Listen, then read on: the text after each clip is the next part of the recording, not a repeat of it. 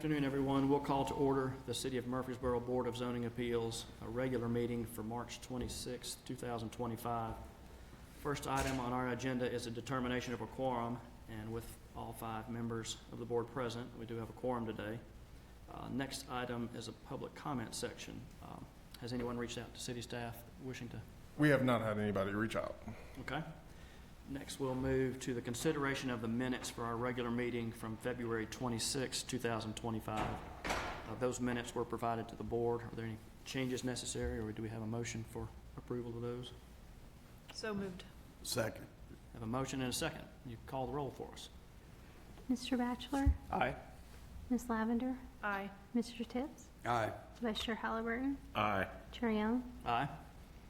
All right, so those minutes will stand as written. Next, we'll move to new business. The first item is a variance request. It's application Z25004 by Frank Russell, requesting a 15-foot variance of the zoning ordinance of a required 35-foot front setback along Mill Street to 20 feet in order to construct a single-family home on an approximately 7,197 square foot lot. This lot is zoned commercial local and is located at 608 Old Salem Road. Mr. Donovan, if you review that for us. Yes, sir. Thank you, Chair Young.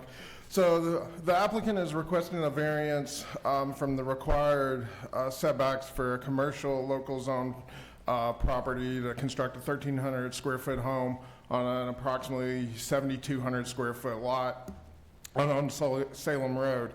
The property Zone CL, which requires a 7,500 square foot lot minimum today. That'll come up several times during the review of this application, so it's something for you to take note of. The front setback, or the variance request is for the front setback to be reduced from 15 feet or to be reduced 15 feet from the required 35, just along Mill Street. So the table that's included, and you can see on the screen in front of you, shows what the setbacks would be if the board were to approve this request. The Old Salem Road doesn't have a variance request on it. It would be at today's 35.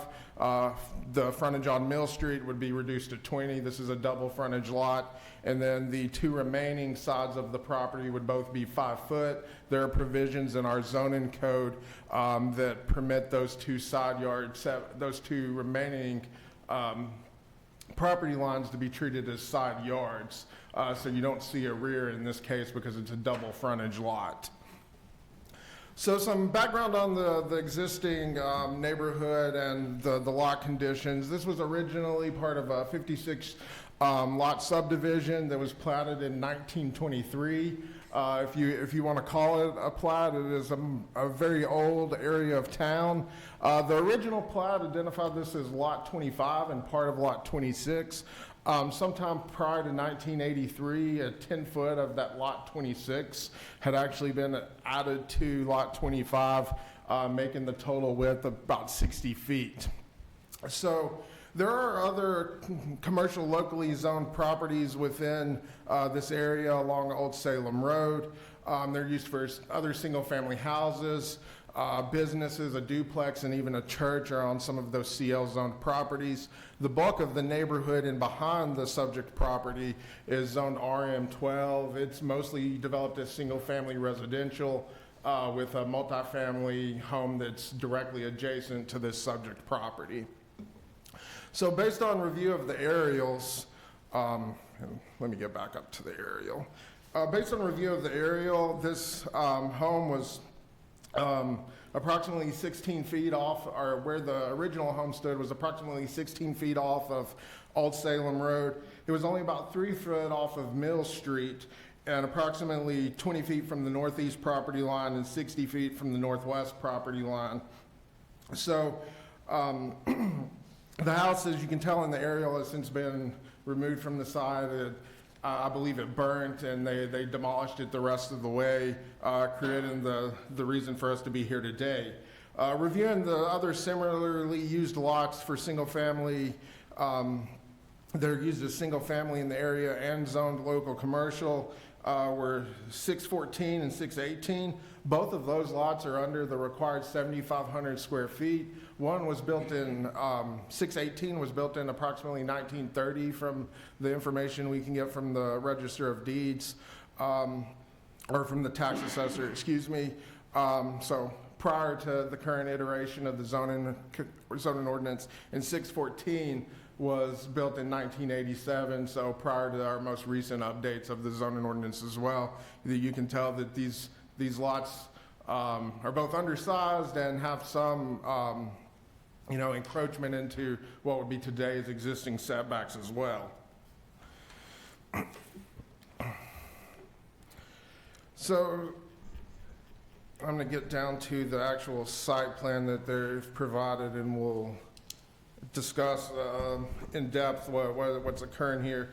So setback standards for single-family detached in the CL zoning district have kind of created what is a narrow lot here. The 35-foot front setback, let me zoom in, is able to be met. He's actually, the proposal is actually at 36 and a half. That can easily be met with the 60-foot lot width. Is where the problem comes in, is you have a 5-foot side setback and a 35-foot front setback. You would have about a 20-foot building envelope. You're talking a very narrow potential building envelope. Additionally, you can see on the plot plan that's been provided, there is a notch on the, what would be the northwest corner, where some additional right-of-way was dedicated to the north. And the city would like to take additional right-of-way from this piece of property. That would be an additional 7 feet to make that side of the road consistent at a 20-foot width, which creates a further hardship on the applicant and would actually reduce that building envelope even further to 13 feet.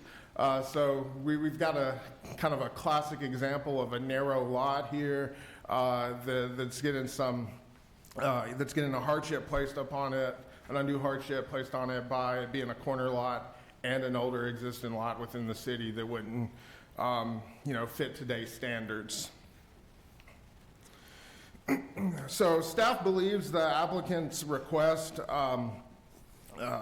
meets the required standards for the variance and has proposed a single-family home to be built on the site that meet the minimum standards for our height, parking, and will be consistent with the existing neighborhood. There are 5 items that the zoning ordinance asks the Board of Zoning Appeals to take into account. Within those, we'll go through those kind of individually. It's been a while since this body's reviewed a variance, just to kind of show where those standards are being met individually. So the first item is requested variances are due to a specifically identified characteristic of the land, such as narrowness, shallowness, topography, and other conditions of the land. And I'm not going to finish reading that, but as we've previously discussed, this was platted in 1923. It's a lot that's smaller than we would allow today. It being a double frontage lot and the additional right-of-way the city needs narrow that lot down even further, creating an undue hardship for the applicant. Staff believes that, this standard has been met as a reason to approve the variance. The variance requests are due to specifically identified characteristics that are unusual to the subject land as compared to other land in the same zoning classification in the same area. This has some other properties that are near it that are under the 7,500 square feet and have reduced setbacks because of their non-contributing nature. And as I stated earlier, this house was kind of burnt and was then demolished. Because of the unique hardship of the parcel size and shallowness of the land, staff believes the property meets this standard as well. Number 3 is that the variance requested are due to specifically identified characteristics or hardship not created by any action or inaction of the owner's agents, and not self-created. Again, this is a old piece of property that was platted in 1923. Prior to today, many of today's standards, We're further increasing that hardship and narrowness of the lot due to the additional 7 foot of right-of-way that is needed on Mill Street. The hardship is unique. It's not created by the applicant, and staff believes that this standard has been met as well. Number 4 is granting the requested variance is not unduly detrimental to other land in the vicinity for which the variance is not requested. So in this case, this is relief for a front setback that's going to provide additional right-of-way to the city in an area that already has several lots less than the 7,500. Construction of the home will still maintain the 5 foot setbacks on both of the side yards and along the 35 foot front setback of Old Salem Road, which is a collector and needs to have a larger setback. So staff believes that this property meets this standard as well. And that granting number 5 is then granting the requested variance will not impair adequate supply of light, air, or adjacent properties, unreasonable to increase in congestion in public streets, increase of fire danger, or otherwise endanger public health, safety, comfort, morals, or substantially impair the intent and purpose of the zoning ordinance or the general plan for the area. And so the staff does not believe that this, impairs light or creates any issue for the adjacent property owners. It will not affect or increase congestion. This lot was priorly used for single-family residential. That's what it's going to continue to be used as, and it will comply with the other 3 yard setbacks. Staff believes that the property has met this standard. Staff recommends approval of the variance based on shallowness of the lot along the Mill Street frontage, the need for additional right-of-way along Mill Street, and meeting all 5 of the standards set forth in the zoning ordinance. If approved, staff recommends the variance be approved with the following condition: that the re-subdivision plat, including the additional right-of-way dedication, be recorded prior to the issuance of a building permit. And the applicant is here to answer any questions that the board may have. Thank you. Any questions for staff? So I'm just a little confused. On Mill Street, we're saying that we're asking for a 15-foot variance, but when you look at this, I'm assuming this rectangle block area is part of the house, but the distance between the block area to whatever line this is, I guess the street, it says 27.94 feet. So Yeah, and the reason for that is that doesn't show the right-of-way dedication. It also so that's not included in it. When staff got in and evaluated this, we also rounded up to the 15 feet because you would have a 14.6 variance, and your front setback at that point would be 21 feet. okay, Yeah. all right. So there's a right-of-way that's not Yes, sir. indicated on this plat. That's correct. Okay. And you said the structure that was already on the property burned? Yes, that's my understanding. It burned, and they completely demolished it.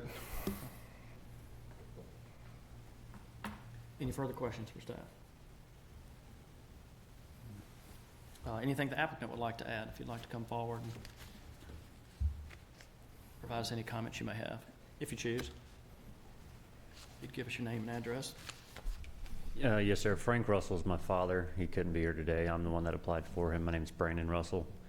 And yes, sir, that's what the 8 foot that the city had requested can be added after the fact. That was not a part of this plat that we had our surveyor add on here, but that would just come straight off the front of the road to connect on the bottom left side corner where you show the other. It would just come straight across the front of that on Mill Street, so we can add that before the permit is given. Well, I mean, I don't know if I should make this comment or not. I mean, that just shows you got that many more feet. I understand the right-of-way piece, but you still got that much distance from the road, which is quite a bit. I mean, it's more than what you're asking for in reference to a variance. And I get the right-of-way part, but it's still a pretty good distance from the road, is my point. Yes, sir. Yes, sir. So the original variance, from my understanding, Mr. Richard, on there was going to be that 7 feet, but then we had to add on to the additional 8 feet to give to the city. Yeah, what we did there is, it was 7.6 feet is the original request. The city's going to take 7 foot of right-of-way, and after further discussion with Mr. Blomley, we rounded up 15 instead of having the odd decimal as trying to enforce a zone in there, are enforced from a plot plan and zoning standpoint with the odd decimal place. Thank you, sir. At this time, we'll conduct a public hearing. Is there anyone present wishing to speak for or against this application? If so, if you'd come up and give us your name and address, and you can provide us any comments you may have. Seeing none, we'll close the public hearing and open the floor for any further discussion or motion. Make a motion to approve if there's no other questions, subject to staff comments. I'll second it. Have a motion and a second. Any further discussion? If not, if you'd call the roll for us. Mr. Batchelor? Aye. Ms. Lavender? Aye. Mr. Tips? Aye. Vice Chair Halliburton? Aye. Chair Young? Aye. Thank you. All right, that application's been approved. Next, we'll move to special use permits.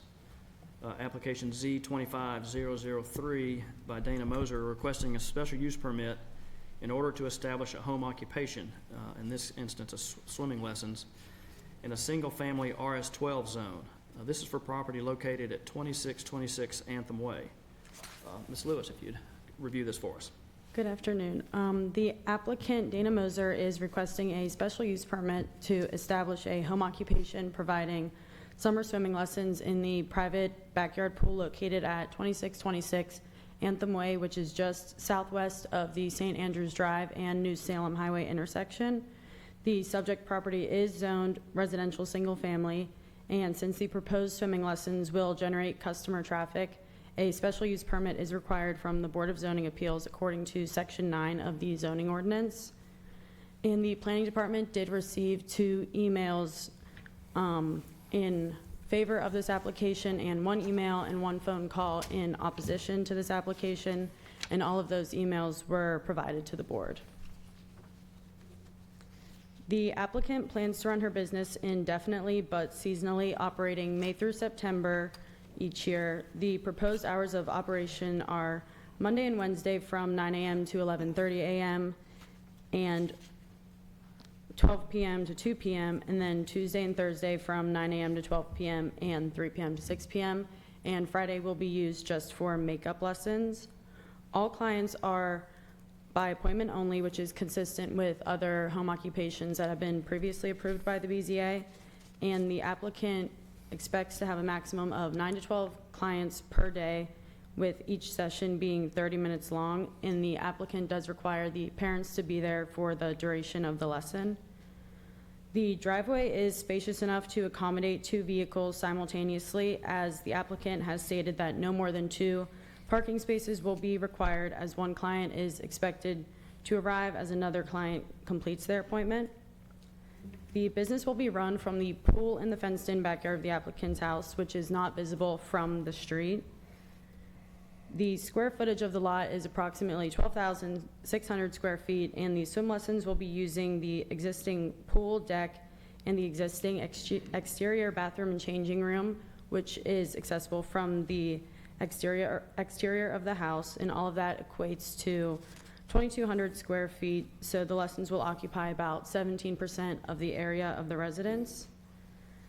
As required per Section 9 of the zoning ordinance, the applicant is required to provide evidence that they comply with the general standards of applicability and additional standards for home occupations. The applicable standards are listed below with information from staff on how the applicant intends to meet all of them. Staff believes that the proposed use will not have any adverse effects to the character of the neighborhood or the public health, safety, and general welfare of the surrounding area. The clients will park in the driveway, and customer visits to the residence will be made by appointment only, making staff believe that there will be no major impact on the existing traffic patterns. Generally, the proposed use will have no adverse impact. However, staff does have some concern that the existing fencing style does not provide adequate privacy to both the home occupation and the neighbors. The rear section of the fence is an aluminum wrought iron style design, allowing visibility into the backyard from adjacent properties. The BZA has previously required privacy fences for in-home daycares to ensure privacy for both the children and the neighboring properties, and it may be appropriate to require the same for this home occupation. Staff also believes there will be no changes made to the property to cause any impact on the neighborhood or adjacent properties, as the driveway will provide sufficient parking for the clients, and clients will be allowed by appointment only within the time frame specified in the special use permit. The use will not generate significant traffic impacts in the neighborhood because it will be one client at a time, with the second arriving near the end of the prior appointment. Staff believes the general standards of applicability have been met, and the standards for home occupations are as follows. The applicant has confirmed that she will be the only employee working at the residence, and she has also confirmed that the residence will retain the appearance of a single-family home and continue to be used as such. The interior of the residential dwelling unit will not be used for the business, only the pool, deck, and exterior half bath and changing room. This meets the standard of using less than 25% of a residence or accessory structure for a home occupation. And all of the necessary equipment for the home occupation is already installed and in use, and the applicant has confirmed that there will be no visible outside storage. All pool care and teaching aids are stored in existing chests and closets. Personal vehicles will be parked in the garage, leaving sufficient space for at least 2 cars in the driveway, and no additional parking on the site is needed by the applicant, and there will be no parking in the public right-of-way. The applicant does plan to offer group instruction, but only in the case of private family lessons for up to 4 family members at a time that will all be arriving in one vehicle to not increase traffic or parking needs. The applicant plans to meet any additional standards that the BZA may require, and staff does recommend approval of the special use permit because it meets the general standards of applicability and specific use standards for a home occupation. If approved, staff recommends that the special use permit include the following 7 conditions. Customer visits shall be by appointment only. Group instruction should only be provided for up to 4 family members that all arrive in one vehicle. The home occupation hours of operation shall be from May to September, Monday and Wednesday from 9 a.m. to 11:30 a.m. and 12 p.m. to 2 p.m., Tuesday and Thursday from 9 a.m. to 12 p.m. and 3 p.m. to 6 p.m., and Friday being used for makeup lessons. All parking associated with the home occupation shall be in the driveway on the subject property, and the applicant shall replace the wrought iron style fence with a privacy fence and obtain all required permits and pass all required inspections with the Building and Codes Department prior to the opening of the business. And the applicant shall include a signed copy of the BZA approval letter with the business license application materials, and the special use permit shall lapse upon sale or transfer of the property or when the applicant ceases to reside there. And I am here for any questions, and the applicant is as well. Thank you. Any questions for staff? Yes, sir. As you are recommending approval of this application with the addition of a privacy fence, have y'all looked into the covenants for this particular subdivision to see if that's even allowable? If the privacy fence is allowable? Yeah. You know, some HOAs have covenants that specify what type of fencing you can have, and I was wondering if y'all have checked that covenant to see if requiring a privacy fence would even be allowed in that subdivision. Yeah, the privacy fence is allowed as The subject property does have a privacy fence on the sides of the house, just not in the rear, and some of the surrounding properties also do have a privacy fence. Okay.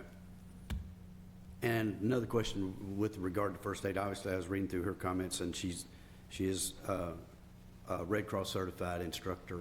They have a ring and a hook. Is there any other, the fact that they're going from a personal residence to basically a business operation, are they going to be required to have like a AED or other first aid on site and capability of operating this?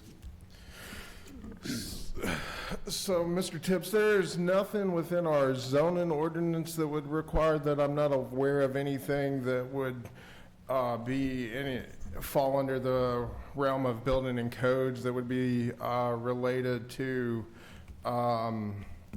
those type of devices being required on site. I'm not sure if the applicant intends to provide those or not and just hasn't mentioned them in the application. But I mean, this would be another situation where if there's something the board feels needs to be added, you know, you have some latitude here as well.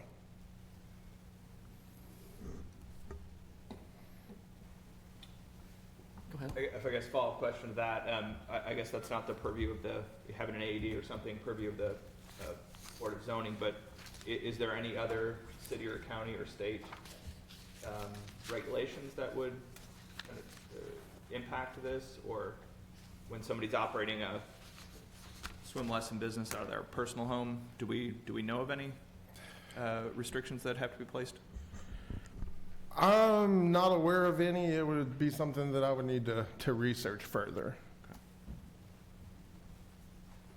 One of the letters that we got, I guess an email sent to staff, I guess it was in opposition, discussed noise, or I guess the concern about noise. Is this already being used as have they started this process yet, or So, guessing on the noise, but, you know, expecting what may happen, or are they experiencing it? yeah, so this application actually derived out of a zoning enforcement issue that we resolved last summer. We received notification that there was some on-street parking that was, I guess, blocking other neighbors' use of their property. Since that time, we've had Ms. Mosier in several times to go through, you know, what the process is on the front end was resolving that zoning violation, and then a couple of additional times since then to discuss this special use permit application and really the constraints that that come with it.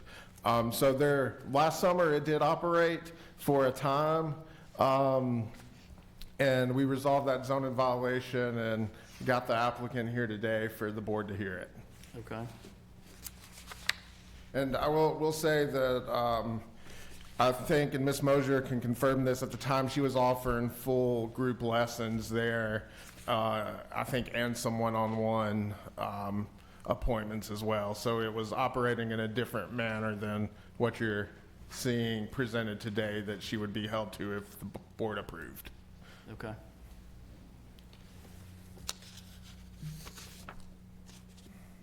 Any further questions for staff at this point?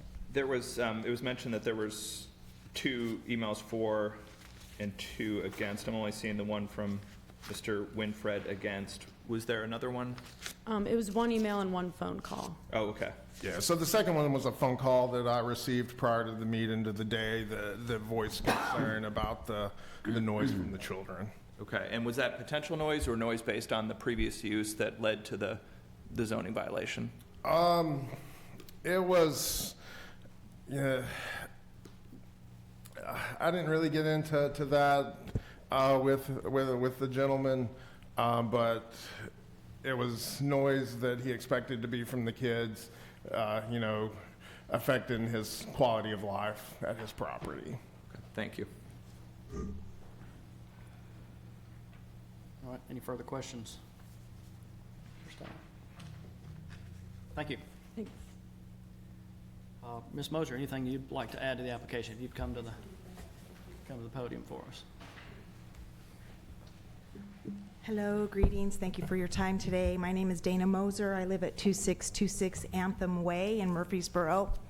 I am a swim instructor, water safety educator. I have about 20 years of experience in aquatics, starting as a lifeguard at the YMCA, not local, and then advancing my career through the aquatics umbrella of the YMCA, working my way all the way up to aquatics director at that facility.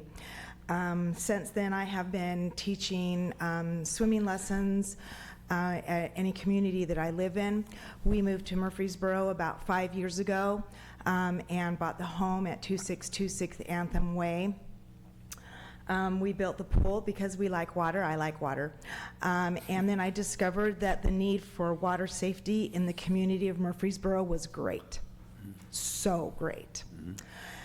I discovered it wasn't being taught at the community pools, and I had water space, so I started using my water space for neighbors. And then they, by word of mouth, spread the word, and my little swimming business kind of grew. Not that I expected it to, but just because the demand was so great for water safety and the need in that need in our community. So I tried to meet the need. Obviously, I overstepped it for the convenience of my neighbors, of which I apologize. However, the need is still great and it still exists. So with that being said, I have a letter from about nine of my students' parents that I'm sorry they didn't send it to you, but I have copies of them. One of them is a neighbor, and she addressed she just lives behind me, and she addressed the noise issue in her letter here. If you want to look at it, you're welcome to. She said, "I don't believe noise is a problem as my house is very close by and I never heard the sound of lessons happening when this was happening last summer." So there's and the noise is just kids laughing and playing and having fun. Once in a while, it'll be a crying, scared child, but not very often, because I usually try and make it a fun experience. Do you have any questions for me?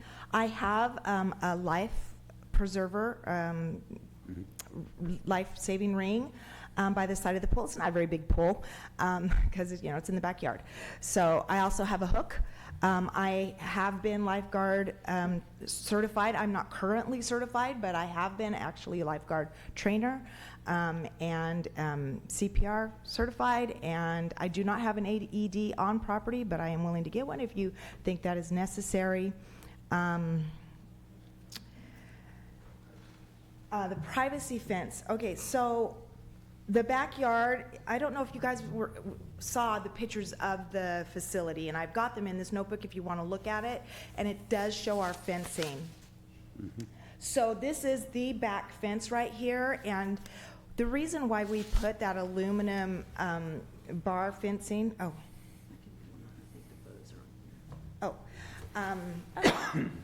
is because our neighbor already had a privacy fence, which is just like 10 feet away from ours.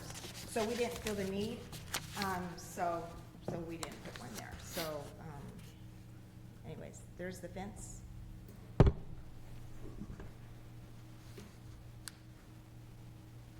That's the pool. That's the parking.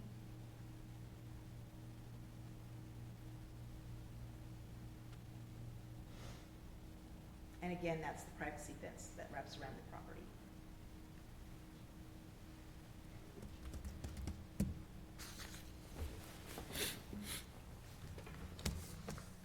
So for me, the impact of the neighbors, I guess whenever we have this pond-based business is, I guess, one of the central concerns.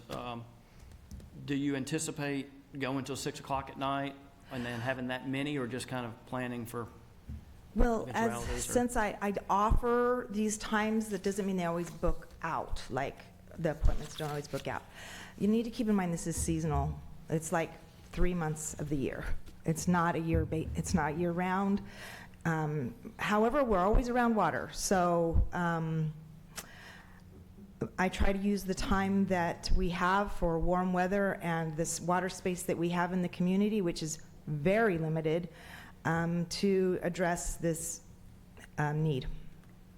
So I don't know. Usually parents who work like that time. And there's a lot of parents that work. Yeah, I guess if there was going to be a noise issue or, later in the evening when everybody is home, maybe I guess that was my thought about going that late, but. Well, I know that I there's some understand that. families who love me to go till 7, but I don't. In addition to you, is there anybody else? Do you have other instructors or any other, employees who will be there in addition to the The kids who are- zoning ordinance is, no, I can't, only me.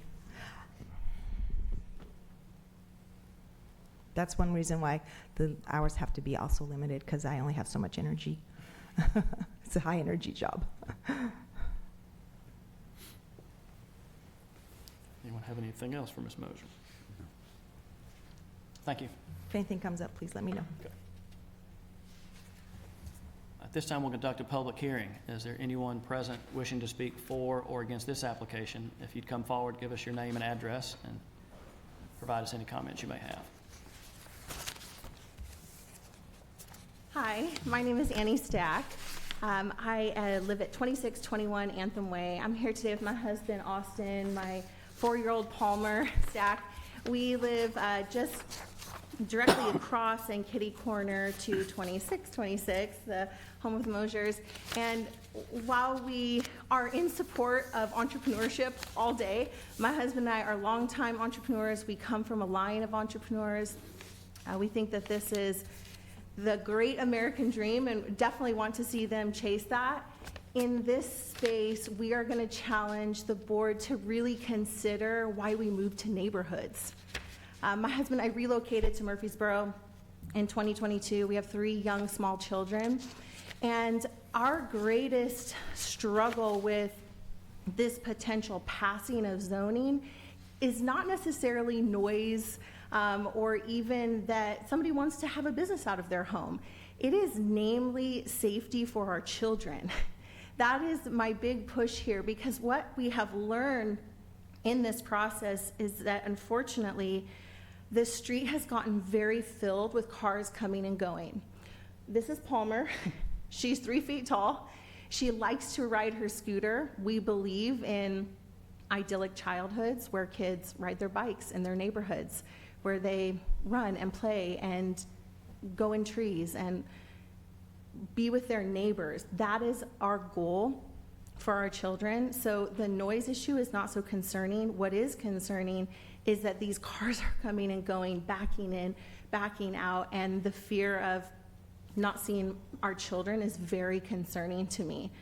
We did come, and please hear our hearts, certainly not personally, we just want to protect our space. We've, as homeowners, make the largest investment of our lives in a space where we can raise our children safely and really have, some very specific things, significant traffic and parking congestion. Last summer, we experienced this with Miss Dana. At any given afternoon, there were more than 14 cars. That is not 3 or 4, 14. These are all pictures, unfortunately, of all the cars that were parked on our quiet little street that is really intended for homeowners to enjoy and be with their families. So it sounds like that was a specific scenario where group lessons were being managed. We did reach out personally and say, hey, we would love to find, kind of a middle ground here where our kids can be safe. So parking and congestion is a serious issue. Safety for our children. When, attendees came to the lessons and either our neighbors who were here, said, hey, this is not a good parking spot for you, we're treated aggressively. It just creates an atmosphere in our space that is not great. And ultimately, we have this big booming city called Murfreesboro that is growing, as we all know. Let's utilize it for business. We understand that there are opportunities right now being conducted at Patterson Park where Miss Dana is conducting swim lessons. Why is that not a suitable space? That sounds like a really great opportunity to utilize that LLC to help with the mission of water safety. Does it need to be in our backyards? So that is one question I will put out there. The other thing I do want to mention is that There were several families that couldn't be at the hearing today, but did sign, 8 other families that live directly on Anthem Way saying, hey, we are not excited about this. It creates a lot of congestion. It's not safe for our kids. We want her to be successful, and we hope that she does, just in a space that is much more appropriate for business, which is not typically residential streets, particularly cul-de-sacs, where we intend that people are driving slowly and looking out for children. All of these are here for you to see, and certainly the names can be listed and kept for the record, but I think that there's plenty of other opportunities. My husband, Austin, you're welcome to speak as well. Thank you. Excuse me? Oh, yes. Can you provide that information to Ashley so we can keep it for the record? Yeah. Thank you. Yes. I'd like to provide. And just so we'll give you a chance in a second. We'll give you a chance to speak when we get, let's finish the public hearing and then we'll, can you add anything else?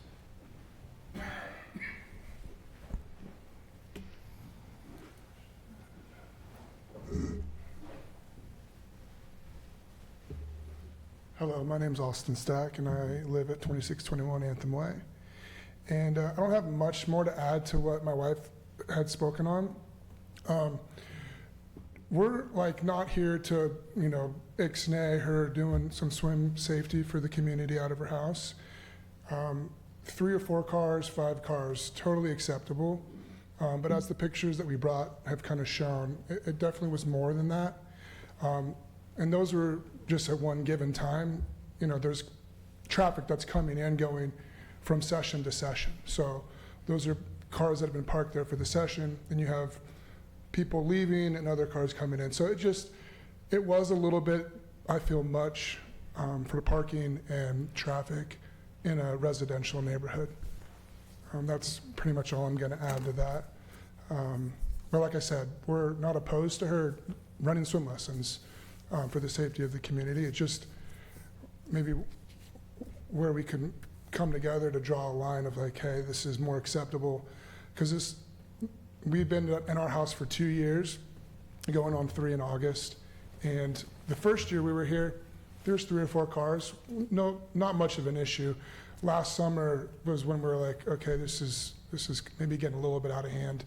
And I don't know how she runs her business, if that was, more people coming in for group training, or that's not for me to answer, but it just seemed like it kind of grew maybe expectedly for her, which has caused kind of an issue for safety, I think. Thank you, sir. Yeah.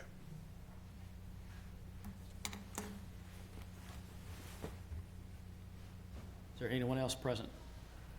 Feel free. So I'm Doug Moser, wife of Dana, 2626 Anthem Way.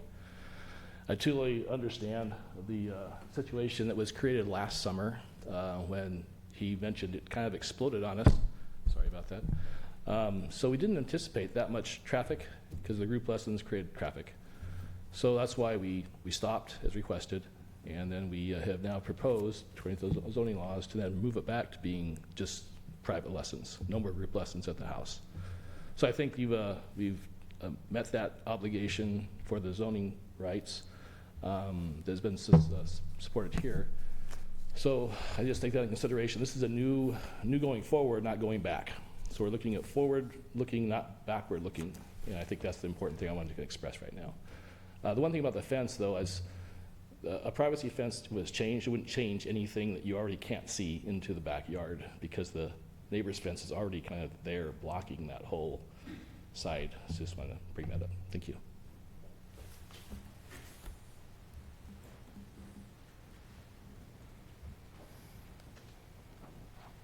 Hello, I'm Jenna Schutte, and I live at 2096 Longview Road. And my son is one of Coach Dana's students, and we've been there for about 3 years now, and absolutely love it. So I guess I wanted to reiterate what he was just commenting about was last year it kind of exploded, and she has recognized that. And honestly, even just the parents of the students have recognized that. And it obviously became a burden, right? And it became a burden for us as well. But the thing is that there was a violation, right? And now all of this stuff has been, I guess, presented or whatever. I'm not exactly sure what the whole process has been, but that happened. Dana has been very professional about it. She's been telling all of the parents, you know, this is what we need to do. You know, she's been very professional, very genuine, very honest about everything.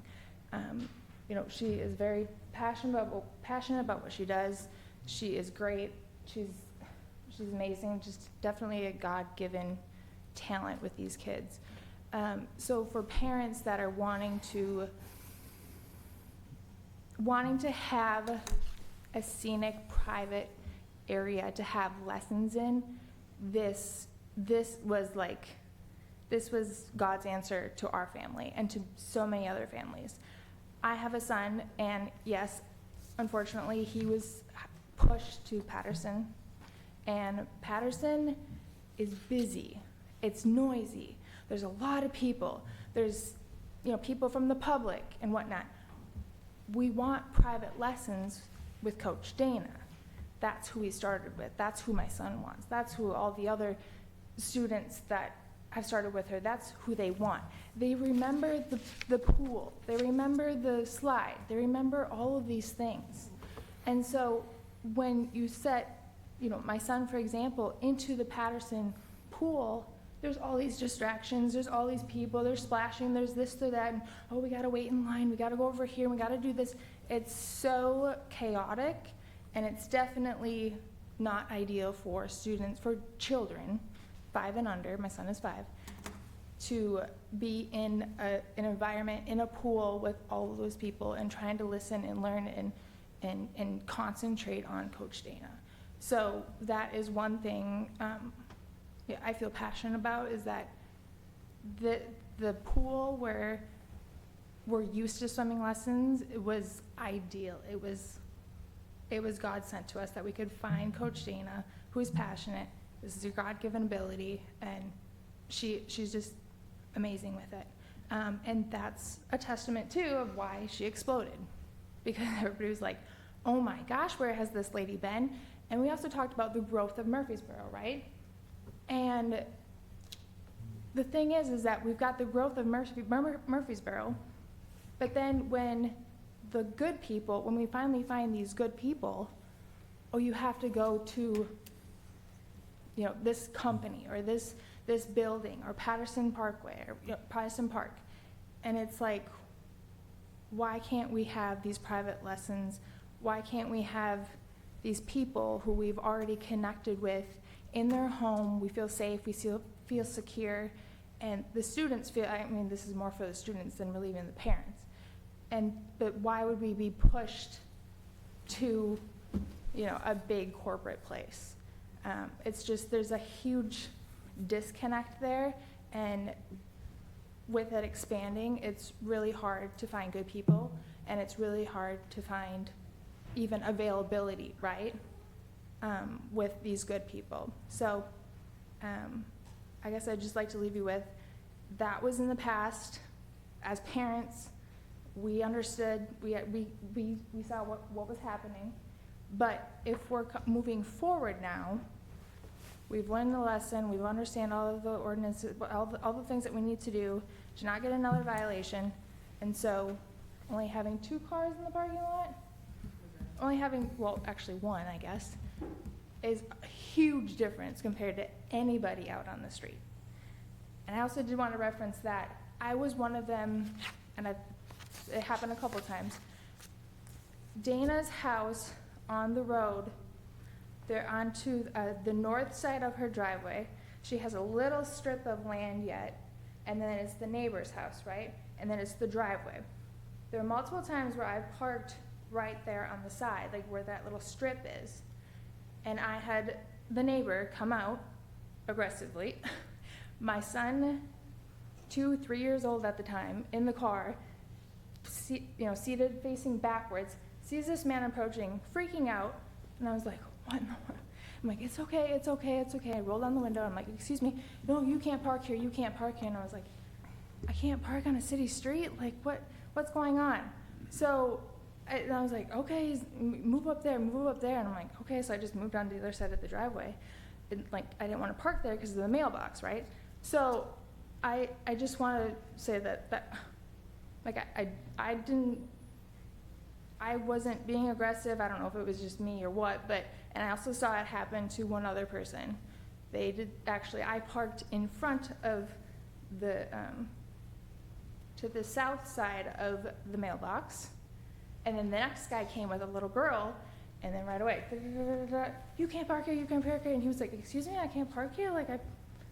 This is, anyway, the same story. And he was like, okay, so at that time there was only 2 vehicles. It was only me, another person, and we were, doing the crisscross thing. So, like I said, I think that this will definitely help everybody. There won't be the noise, there won't be the cars, there won't be any of that. So Thank you, ma'am. that's what I've got. Anyone else? Hello, my name is Ksenia. I live next door of Dana, 2622 Anthem Way. I live maybe 2 years too, yeah, at the same time on the Annie and Austin lives. And first of all, I know the swimming lessons, it's a good basic skills for every kids, and everybody needs this, okay. But my daughter, I have 2 kids, daughter and son. My daughter goes to specially place for this. It's university, it's Patterson Park, it's another Sportcom, many place in Murfreesboro. But private home, it's not a place for this, I think. Last year, it was terrible. Yeah, 14 cars, 10 cars, it's terrible too. And then you say it's only 3 cars. You need to understand. She has a lesson 30 minutes because it's kids. It's not very long time, and 30 minutes 3 kids, and they are finished. And new kids go and beginning start, and it's 6 cars for the one time. Do you understand me? Yeah, it's not free because it's if 1 hour, okay, every 1 hour, I don't know, every 1, 2. It's if it was only 3 times a day, it's okay. But it's every 14 minutes because it's very short lesson. Every 40 minutes, cars start and go on, start and go on. It's really traffic. It's really traffic before my house, before front my house, and I think if she plan have only 3 kids, she don't need speak about this because the neighbors not see this if it will be only 3 cars, but I think it will be 10 or 6 or 10 or 14 cars, how it was in last year. Yeah, that's it. I don't know if you have a question for me. I remember this time when you parking before my house, and I sit with my small son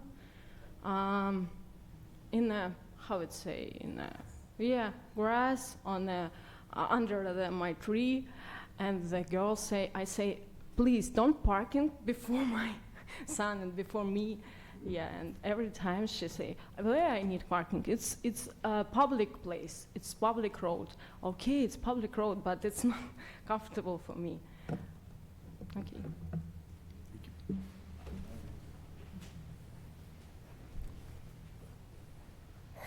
Anyone else wishing to speak?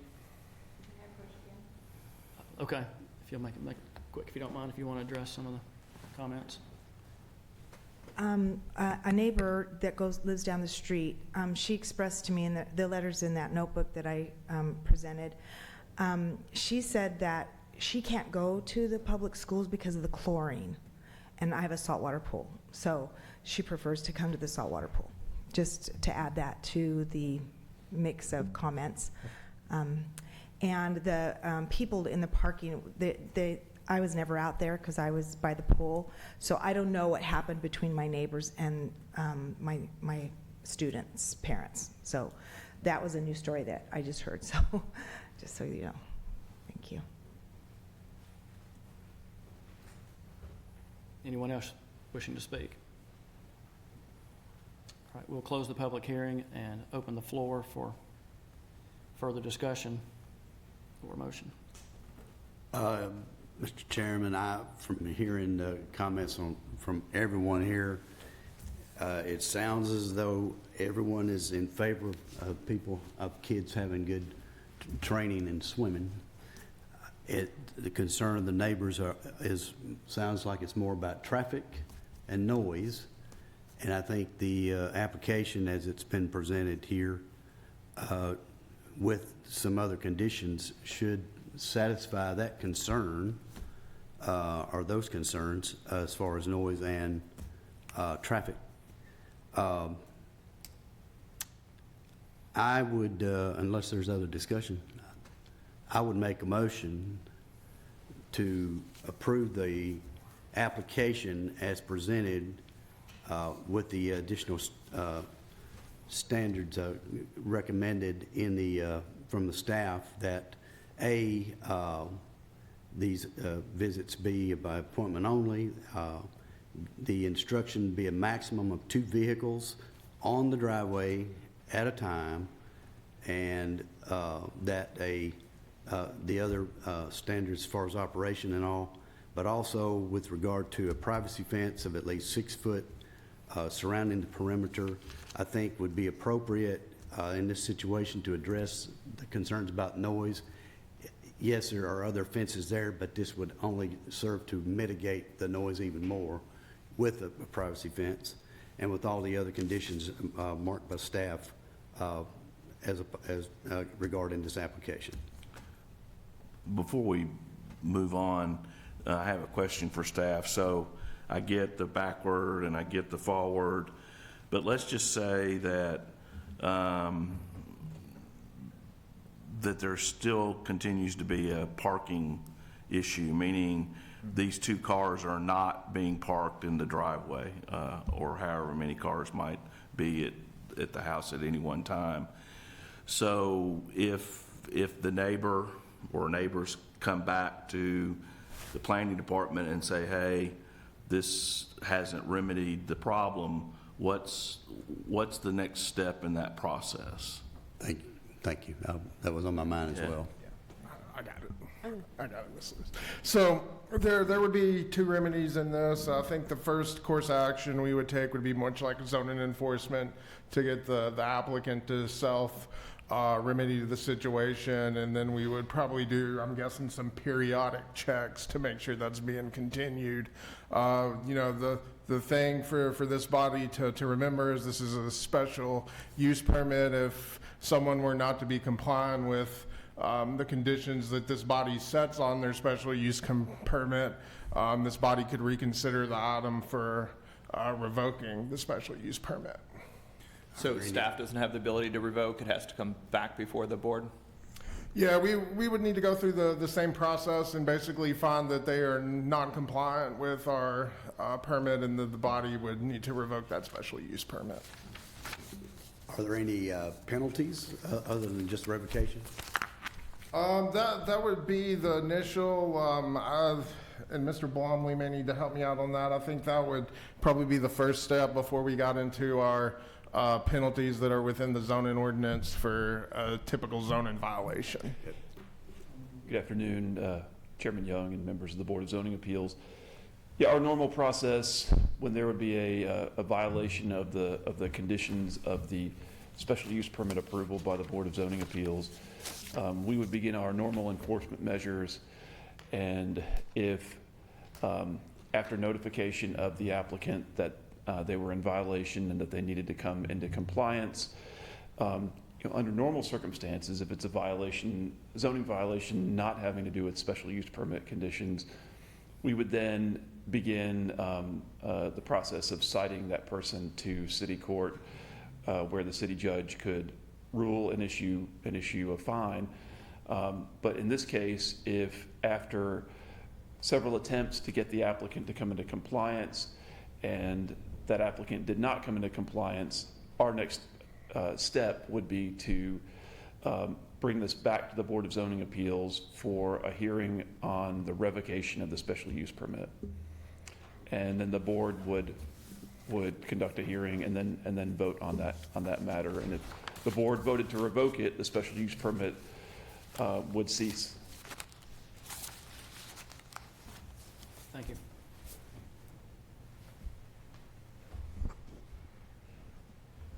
We have a motion subject to recommendations by the staff. Need a second.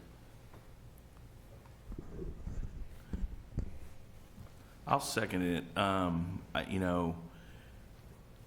With any pool, there's going to be noise. I really do appreciate the comments that were made that, it's not so much the noise, it's the traffic, and I get that very much so. We have a pool, and it can be very noisy. But traffic is usually not an issue associated with the use of a private pool. So that's my only, I'm seconding the motion. My only hesitancy here, and I will address my comments to the applicant, that I would hope that you abide by the way this motion is drawn in reference to if you see people that are driving or parking, and you just instruct them, you're going to have to park in our driveway and not park on a public street. I get it, but that's just part of the process. So I'm done. And I want to add to those comments, because this one I've struggled with a bit. I have a pool, I live on a cul-de-sac, I have little kids, all of which who have gone to private swim lessons outside of neighborhoods, in a county area where, there aren't zoning laws, because I would have the same exact concern about my children on scooters, on bikes, with traffic coming in and out. So I think this parking situation has got to be remedied. It's going to take a lot of work, especially with only you, who's doing the lessons, who's having to deal with that, because I know it's not just parents who are coming in there, it's grandparents who are coming to pick up, it's an aunt or a nanny coming to do the pickup, and there's more traffic. I do still think that there are places to do private swim lessons that are not in neighborhoods, and are not at Patterson Park, and are not at Sportscom. And, it's just, I think this one I've really, really struggled with, and it's got to be, you have to consider the parking, and it has to be, the number one priority is obviously swim safety in the pool, but that's got to be a really close second, because there are kids that need just as much safety right outside in your front yard. A motion second. Any further comments? Yeah, one last comment. I echo everything that they've said, and I think you made a comment about you were busy doing this and you didn't know what was going on. Unfortunately, you got to know, and you have to instruct, and it's a given that there's not supposed to be any street side parking anyways. In my subdivision, our HOA gets uptight about it. you're not supposed to be parking on the street anyways. So the driveway, 2 maximum, and you got to make sure you're the one in charge. You got to make sure it's going on all sides of the application. Yeah, I don't mean to pile on, but I'll agree with everything there. But, this board is not tasked with access to water safety, salt water versus chlorine. That's just not what we do. And so, please take heed with what's been said here, with the risk of it being revoked. So. All right, got a motion and a second. Any more comments? If you call the roll for us. Mr. Batchelor? Aye. Ms. Lavender? Aye. Mr. Tips? Aye. Vice Chair Halliburton? Aye. Chair Young? Aye. All right, appreciate everybody's work on that and understanding moving forward. That application's been approved. Next item is staff reports and other business. I don't have anything for you, Chair Young. All right. Move adjourn. Seconded. Aye. Aye.